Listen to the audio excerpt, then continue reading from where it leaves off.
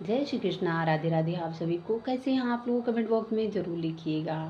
आज मैं आप लोगों के साथ शेयर करती हूँ कि बहुत लोगों के मन में दुविधा बनी हुई है कि सर्वपित्र अमावस्या जो है चैत मास की कब पड़ने वाली है। साल 2026 में चैत महीने की अमावस्या बहुत लोगों के मन में डाउट है, 18 मार्च को है या 19 मार्च को है।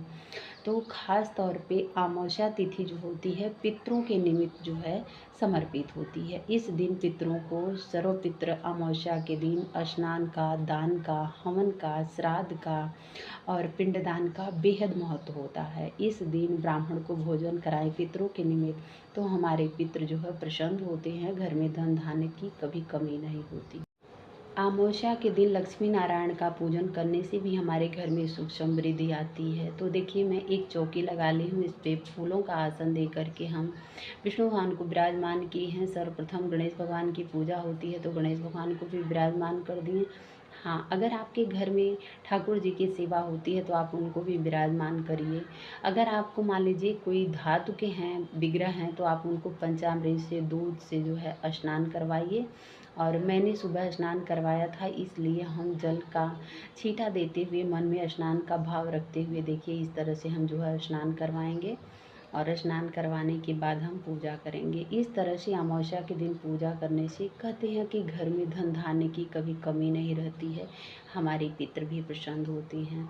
ये देखिए, मैं ये मौली है, मौली का मैं गणेश भगवान को वस्त्र चढ़ा रही हूँ। अगर आप पीला वस्त्र भगवान को चढ़ाना चाहते हैं तो बेहद मतलब शुभता का प्रतीक माना जाता है, जनेऊ जरूर चढ़ाएं। अमावस्या के दिन जो है पीपल वृक्ष में तिल, काला तिल और मीठा डाल के जो है जल दिया जाता है पीपल वृक्ष में, और दक्षिण दिशा की तरफ अपना मुंह करके जो है जल दिया जाता है। और पितरों की निमित्त जो है अगर आप चाहें तो घर की दहलीज पे, नहीं तो आप बाहर जगह है तो बाहर, चाहे तो नहीं तो छत पर भी आप जो है एक दीप जरूर लगाया करें अमावस्या के दिन लगाने से। सर्वपित्र अमावस्या में कुछ छोटे छोटे उपाय अगर हम करते हैं तो हमें फल की प्राप्ति होती है। जैसे मान लीजिए कुछ ज़रूरतमंदों को गुड़ हुआ, काले तिल हुए, अन्न हुआ, वस्त्र हुआ, कुछ दक्षिणा हुआ, दान करने से भी हमारे पितृ बेहद प्रसन्न रहते हैं और हमारे घर में सुख समृद्धि बनी रहती है। कहते हैं पितृ प्रसन्न होते हैं तो उनके घर में वंश वृद्धि कभी रुकती नहीं है। तो इसलिए पितरों को प्रसन्न करना बेहद ज़रूरी है। वैसे पितरों की पूजा तो जेंट्स करते हैं, लेडीज़ नहीं करती हैं, लेकिन जिनके घरों में अगर मान लीजिए जेंट्स नहीं करते हैं और नहीं हैं, तो उनके घर में अगर कुंवारी कन्या है, चाहे मेन महिला हैं, तो वो भी कर सकती हैं। इसके बाद देखिए, मैं जो है ये सफ़ेद तिल है, मेरे पास काला नहीं था, सफ़ेद तिल मैं एकादशी में डालती हूँ दीपक में, तो ये देखिए लोटे में डाल रही हूँ। और ये लोटे का जल मैं सूर्य भगवान को जल दे देती हूँ, क्योंकि तिल डाल के अगर सूर्य भगवान को अमावस्या के दिन जल देते हैं ना, इससे भी सूर्य भगवान बेहद प्रसन्न रहते हैं और हमारे पितृ भी प्रसन्न रहते हैं। अमावस्या के दिन सूर्य भगवान को जल देने से भी पितृ हमारे बेहद प्रसन्न रहते हैं। तो ये जल आपको फेंकना नहीं है इधर उधर। जब पूजा हमारी समाप्त हो जाएगी तो हम सूर्य भगवान को ये जो है जल अर्घ दे देते हैं। अमावस्या के दिन जो है खीर का भोग भगवान को लगाना चाहिए, ठाकुर जी को जो है खीर का भोग जरूर लगाएं। और इसके बाद हम जो है दक्षिणा चढ़ाएंगे। ये दक्षिणा हम जो है अपने इस्तेमाल के लिए नहीं लेंगे, किसी मंदिर में या तो किसी ज़रूरतमंद को जो है दान दे देते हैं।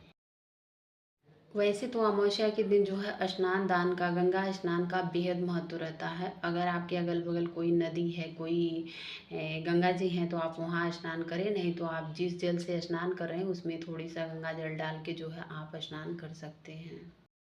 एक चीज़ और है, बहुत लोगों का क्वेश्चन रहता है कि हमारे यहाँ पीपल वृक्ष नहीं है तो हम जल कैसे चढ़ाएं।